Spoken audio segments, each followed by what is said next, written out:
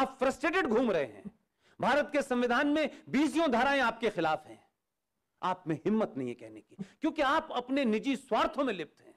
आपको लगता है बहुत बड़ा मकान और बीएम जो गाड़ी है वो आपको बचाएगी। आप एपीजे अब्दुल कलाम पैदा करिए, वो कहते हैं हमें नहीं पैदा करने हैं, हमें पंचर जोड़ने वाले 12 चाहिए, जो पंचर भी जोड़ें और इस देश में पंचर भी कर दें। यह लोकतंत्र है, इसमें वोट की वैल्यू है। आप बहुत करोड़पति हैं तो भी आपका एक ही वोट है। एपीजे अब्दुल कलाम पैदा करेंगे तो भी उसका एक ही वोट है, लेकिन वो 12 जो हैं उनसे आप हार जाएंगे।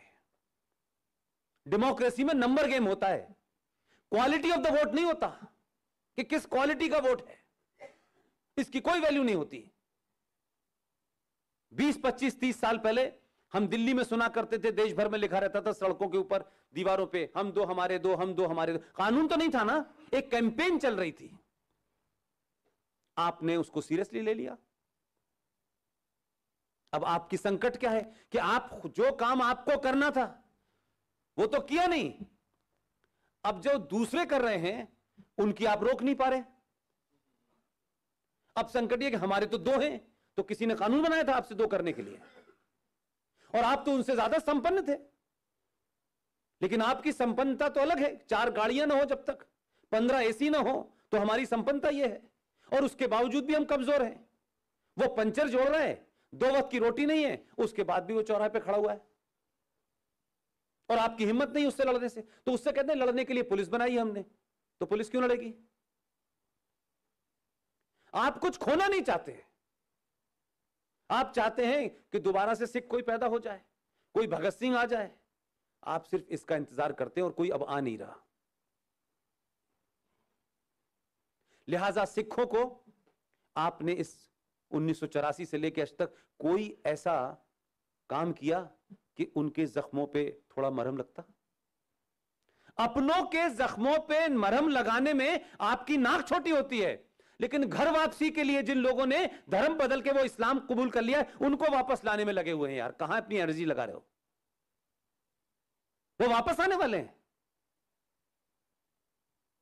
वो कोई वापस नहीं आने वाला। लेकिन आपको ये प्रकल्प चलाना है, चलाए रहो, कहते रहो। कोई आया वापस? फिर वापस आता तो आपकी गिनती ये क्यों होती और उनकी गिनती क्यों होती?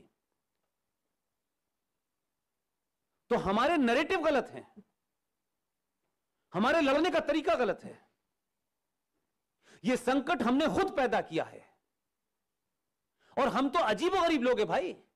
हम बार बार कहते हैं इस सत्ता ने यह नहीं किया, उस सत्ता ने यह नहीं किया। जाने अनजाने में आपने इस देश की सारी प्राइमरी एजुकेशन, मदन भाई, टोटल प्राइमरी एजुकेशन इस देश की कौन चला रहा है? क्रिश्चियन चला रहे हैं। चला रहे हैं कि नहीं? सच बोलिए कि आपके घर में जब बच्चा पैदा होता है तो कुछ इतने पढ़े लिखे संपन्न लोग हैं कि वो सेंट स्टीफन में 5 साल के बाद पहले ही जाके रजिस्ट्रेशन करा देते हैं। कितने लोग हैं जो शिशु बाल मंदिर में जाकर के कहें कि हमारा बच्चा यहीं पढ़ेगा? सच बोलिए ना, क्योंकि आपको अपने बच्चे को मल्टीनेशनल कंपनी का सीईओ बनाना है। तो इस देश के लिए गरीब का बच्चा लड़ेगा क्या? मरने के लिए कितने लोग तैयार हैं इस देश के लिए? तो आपका बच्चा तो क्रिश्चियन स्कूल में पढ़ेगा, वहां तो जैक एंड जिल सीखेगा, वहां सुबह की प्रेयर में यीशु को याद करेगा, और उसका संकट आपने बढ़ा दिया है। फादर फादर माने पिता, तो घर वाले फादर को फादर माने या उसको फादर माने? वो कंफ्यूज है और बता नहीं रहे कि ये वाला फादर कैसा है, वो वाला फादर कैसा है। उस फादर के पास पूरा टाइम है तो वो उसका दिमाग ब्रेन वॉश कर रहा है, और इन फादर के पास समय नहीं है क्योंकि ये गाड़ी खरीदने में लगे। कुछ दिन बाद बोला फादर, वो उस फादर के ज्यादा सुन रहा है और आपकी नहीं सुन रहा। तो गलती किसकी है? और उस बच्चे से फिर आप ये उम्मीद करते हैं कि वो सनातन को जाने। वाह, आप अपने घर में सीरियस तरीके से पूजा भी नहीं करते। आप जैसे ही पैसे से संपन्न होते हैं तो आपको चुटिया रखना कंजर्वेटिव बात लगती है। तिलक लगाना क्या यार, ये ठीक है यार, से क्या पड़ता है, मैं कट्टर नहीं दिखना चाहता, मैं लिबरल दिखना चाहता। अपने आप ही तय कर लिया आपने। आप धोती पहनने में आपको शर्म आती है, आपको अपने त्योहारों को त्योहार की तरह मनाने में शर्म आती है, और धीरे धीरे वो पहचान अब आपकी ये हो गई है कि आपकी पहचान क्या है यह आपको भी नहीं पता। जिन्हें जैसी भी पहचान है दुनिया उनको बुरा कहती है, कहती रहे, लेकिन उन्होंने अपनी पहचान पे कभी कंप्रोमाइज नहीं किया। वो हिंदुस्तान का कोई कोना हो, छोटे भाई का पजामा बड़े भाई का कुर्ता पहन के घूम रहे हैं, उनको नहीं लगता लोग हमें मूर्ख कहेंगे। वो जैसे हैं वैसे ही हैं। उन्होंने अपनी शर्तों पे आपसे कहा आप हमारी बात माने, हम आपकी बात नहीं मानेंगे। आप मानेंगे तो आप हमारे भाई हैं, नहीं मानेंगे तो हमारी आपकी कोई दोस्ती नहीं हो सकती। और पूरे हिंदुस्तान में जगह जगह मात्र 70 सालों के अंदर 1947 की हालत कर दी है। आज आपकी सत्ता है, कुछ ऐसे लोगों की सत्ता है जो राष्ट्र के प्रति चिंतित हैं, लेकिन 370 किसी मुसलमान से रिलेटेड है, लेकिन वो ये मानते हैं कि 370 ने भारत के जमीन के ऊपर एक राज ऐसा स्थापित कर दिया था कि जो संवैधानिक तौर पे टू नेशन थ्योरी को जन्म देता था। जिनका संविधान अलग था, जिनकी विधानसभा का टर्म अलग था, वहां भारत की सुप्रीम कोर्ट लागू नहीं होती थी, वहां भारत की संसद लागू नहीं होती थी। आपको 70 साल तो बौना बना के रखा ना। ये तो अलग बात है कि गुजरातियों ने जो गलती 1947 में की थी उसका प्रायश्चित जल्दी कर लिया। और अगर यह दौर ना आता तो आप सिर्फ कुंठा में जी रहे थे, इन्फिनिटी कॉम्प्लेक्स में आप जी रहे थे। आप में हिम्मत नहीं थी कि औरंगजेब रोड क्यों होगी दिल्ली में, ये बख्तियार खिलजी के नाम से स्टेशन क्यों होगा, जिसने भारत की सनातन की पहचान नालंदा की लाइब्रेरी में 95 लाख किताबों के अंदर आग लगा दी, तहस नहस कर दिया। उनका मानना था कि एक किताब मिल गई है हमें, यही हकीम लुकमान का इलाज है, इस किताब में सारे जो है टेस्ट लिखे हुए हैं, अब किसी किताब की जरूरत ही नहीं है हमको। उसी के नाम से स्टेशन बना हुआ है। दुनिया पूछे कि आपने क्यों लिखा है, कि साहब इस आदमी ने महान कार्य किया, हमारी 95 लाख किताबें जला के लाइब्रेरी को राख कर दिया।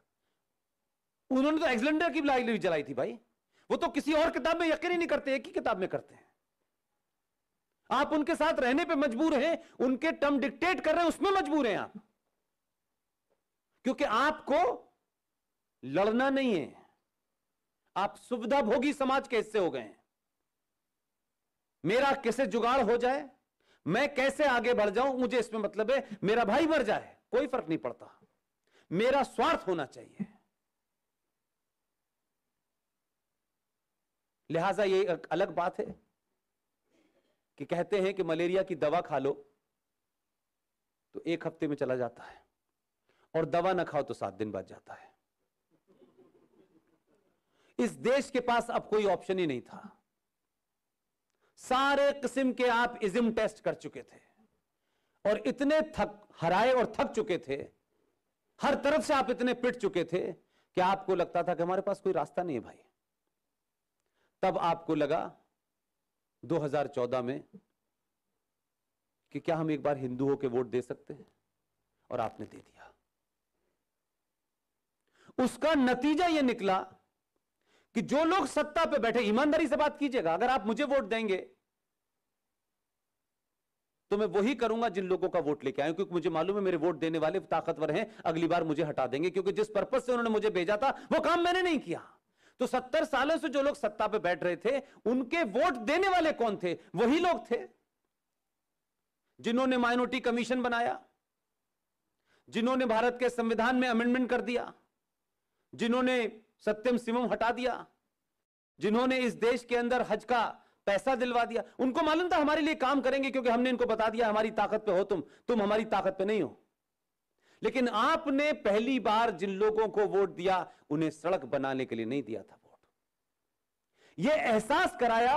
और उसके बाद 2019 में जब आपने दोबारा एहसास करा के 282 से 303 लाए, तो उनको समझ में आ गया कि यह समाज जागृत हो गया है, इसने मुझे वोट इसलिए नहीं दिया।